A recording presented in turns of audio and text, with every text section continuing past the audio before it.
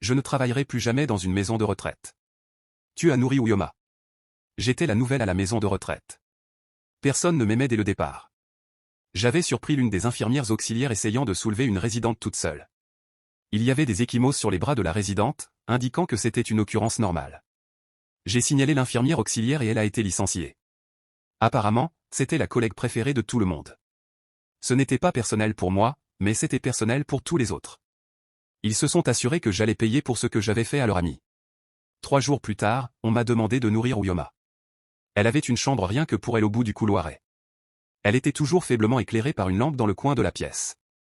Une infirmière m'a dit qu'elle avait une réaction à la lumière du soleil et à l'éclairage fluorescent au plafond, bien qu'elle n'ait pas précisé quelle pourrait être cette réaction. Elle était essentiellement catatonique. Le genre de résidente qu'on nourrissait simplement et à qui on donnait de l'eau.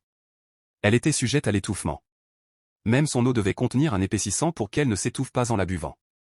On m'a donné un bol avec une sorte de bouillie et une tasse d'eau presque de la même consistance que sa nourriture. Je ne l'avais pas encore rencontrée, sa porte était toujours fermée.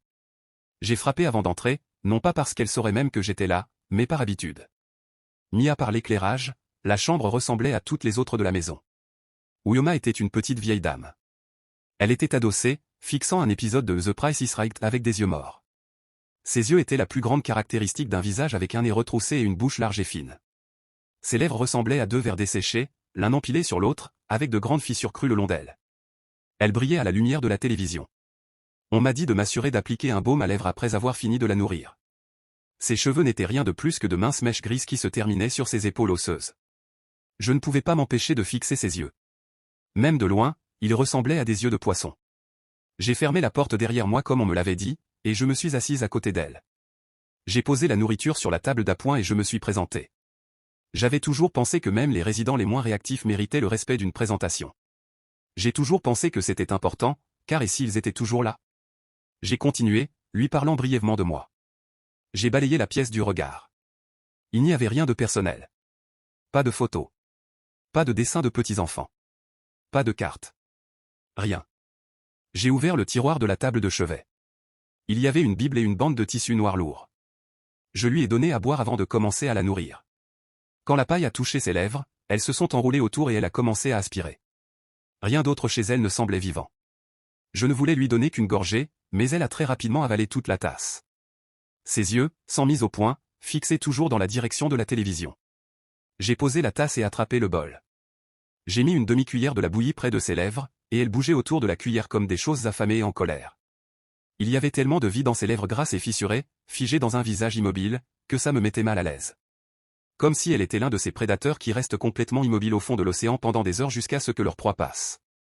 J'ai secoué la tête pour chasser cette pensée de mon esprit et regardé vers le bas pour prendre plus de bouillie dans le bol.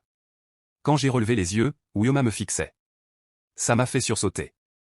Son corps et son visage n'avaient pas bougé d'1 centimètre, mais ses grands yeux vitreux étaient sur moi, et ils bougeaient.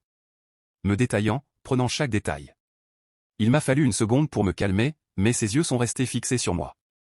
J'ai continué à la nourrir. Il y avait de la vie dans ses yeux, mais ils étaient froids. Je ne sais pas comment le décrire autrement. Quand j'ai eu fini, j'ai essuyé sa bouche. Elle m'a regardé tout le temps. Quand j'ai appliqué le baume à lèvres sur ses lèvres, elles ont frémi sous mon toucher. Même si je portais des gants, je me sentais encore nauséeuse en les sentant sous mes doigts. Cette nuit-là, je n'ai fait que me retourner et me retourner. Je faisais des cauchemars, mais quand je me suis réveillé, je ne me souvenais d'aucun d'entre eux. Le lendemain, mon superviseur m'a demandé de nourrir à nouveau Uyoma. Elle avait un sourire en coin quand elle me l'a dit. C'était la même chose que la veille. Elle était immobile, jusqu'à ce que je commence à la nourrir. Ses yeux continuaient de me scruter. Ses lèvres continuaient de trembler. Je me suis réveillé le lendemain matin dans un enchevêtrement de draps trempés de sueur. J'ai presque eu envie de prendre un congé maladie tellement j'étais épuisé. Plus tard dans la journée, quand je suis entré dans la chambre de Uyoma, quelque chose était différent.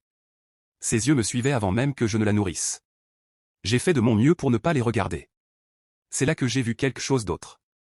Son nez retroussé frémissait. On aurait dit qu'elle me reniflait. J'ai demandé à plusieurs autres infirmières auxiliaires si elles avaient déjà eu les mêmes expériences avec Uyoma. Elles ont toutes ri de moi. Certaines m'ont dit que j'étais ridicule. Un couple m'a dit que je devrais démissionner. L'une d'elles ne m'a répondu qu'avec un roulement d'yeux et le mot salope en s'éloignant. Je savais que je devais trouver un autre emploi, mais je devais conserver celui que j'avais jusqu'à ce que cela se produise. Des semaines ont passé et je n'avais aucune piste pour un nouvel emploi. Je commençais à me sentir mal tout le temps. Je me sentais mieux les jours de congé, mais pour une raison quelconque, quelque chose dans ma tête me rendait anxieuse. Quelque chose dans ma tête voulait désespérément retourner au travail. Les cauchemars ont continué, mais je ne pouvais jamais m'en souvenir.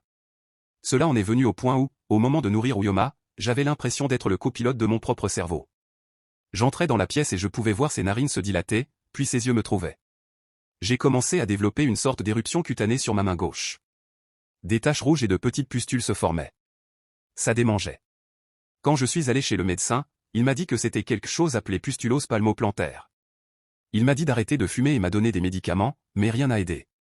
Cela continuait à empirer. Les pustules et les taches commençaient à remonter l'intérieur de mon avant-bras. Au fur et à mesure que les jours passaient, je me sentais de plus en plus mal. Je continuais à nourrir Uyoma. Parfois, je me retrouvais dans sa chambre alors que je devais faire autre chose. Il y a 2 semaines, j'avais un jour de congé. J'étais enfermé chez moi avec de la fièvre. J'ai ressenti un besoin irrésistible d'aller à la maison de retraite. Je ne pouvais pas m'en débarrasser. J'ai regardé l'heure, et c'était presque l'heure de nourrir Uyoma. Je suis monté dans ma voiture et suis allé au travail.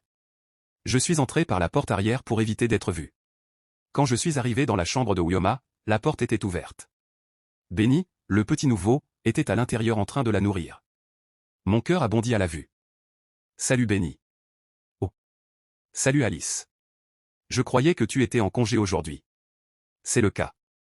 Je suis juste venu prendre quelque chose dans mon casier. Qu'est-ce que c'est? J'ai pointé le tissu noir qui était enroulé autour de la tête de Uyoma et sur ses yeux. Quoi? Le bandeau? Oh. On m'a dit de ne jamais la nourrir sans ça. Je suppose que ça a quelque chose à voir avec son état? Ça déclenche quelque chose, je ne sais pas, ils ne l'ont pas vraiment expliqué. Les narines de Uyoma se dilataient. Elle pouvait me sentir. Je pouvais voir ses grands yeux bouger sous le bandeau noir. Elle me cherchait. Je voulais m'asseoir à côté d'elle. Alice? Tu es malade? Tu as l'air affreuse. Le lendemain au travail, j'ai fait de mon mieux pour rester attentive. C'était difficile. Je me sentais à moitié éveillée, fiévreuse. Ma main et mon poignet me démangeaient comme jamais. Je voulais aller dans sa chambre, mais j'ai résisté jusqu'à l'heure de la nourrir. J'avais un plan. Quand je suis entré, je ne l'ai pas regardé. J'ai gardé les yeux fixés sur le sol. J'ai posé son bol et sa tasse, j'ai pris la Bible dans la table de chevet et je suis allé vers sa télévision.